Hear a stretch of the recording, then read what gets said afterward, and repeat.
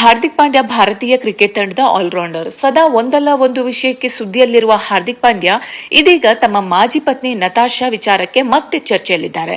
ಅದರಲ್ಲೂ ತಮ್ಮ ಪುತ್ರ ಅಗಸ್ತ್ಯನ ಭವಿಷ್ಯದ ಕುರಿತು ಹಾರ್ದಿಕ್ ಪಾಂಡ್ಯಗೆ ಇರುವ ಜವಾಬ್ದಾರಿ ಬಗ್ಗೆ ಸಾಮಾಜಿಕ ಮಾಧ್ಯಮದಲ್ಲಿ ಮೆಚ್ಚುಗೆ ವ್ಯಕ್ತವಾಗುತ್ತಿದೆ.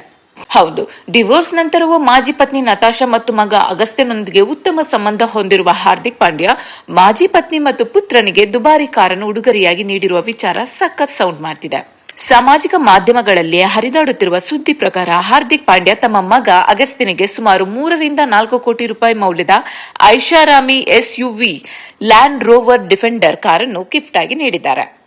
ಮುಂಬೈನಲ್ಲಿರುವ ಶೋರೂಂನಲ್ಲಿ ಈ ಹೊಸ ಕಾರ್ ಮುಂದೆ ನಿಂತು ನತಾಶಾ ಮತ್ತು ಅಗಸ್ತ್ಯ ತೆಗೆಸಿಕೊಂಡಿರುವ ಫೋಟೋ, ವಿಡಿಯೋಗಳು ವೈರಲ್ ಆಗಿವೆ.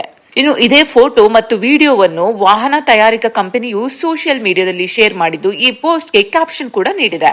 ಶ್ರೀ ಹಾರ್ದಿಕ್ ಪಾಂಡ್ಯ ಅವರು ಮತ್ತೊಮ್ಮೆ ತಮ್ಮ ಡಿಫೆಂಡರ್ ಖರೀದಿಗಾಗಿ ನವನೀತ್ ಮೋಟಾರ್ಸ್ ಅನ್ನೇ ಆಯ್ಕೆ ಮಾಡಿದ್ದಾರೆ.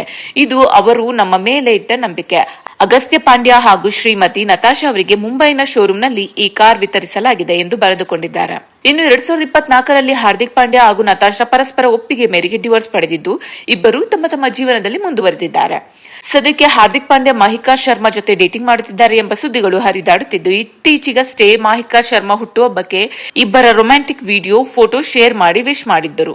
ಇದೆಲ್ಲದರ ನಡುವೆ ಒಬ್ಬ ಜವಾಬ್ದಾರಿಯುತ ತಂದೆಯಾಗಿ ಮಗನ ಭವಿಷ್ಯದ ಬಗ್ಗೆ ಹಾರ್ದಿಕ್ ಪಾಂಡ್ಯ ತೋರುತ್ತಿರುವ ಕಾಳಜಿ ಎಲ್ಲರ ಮೆಚ್ಚುಗೆಗೆ ಪಾತ್ರವಾಗಿದೆ.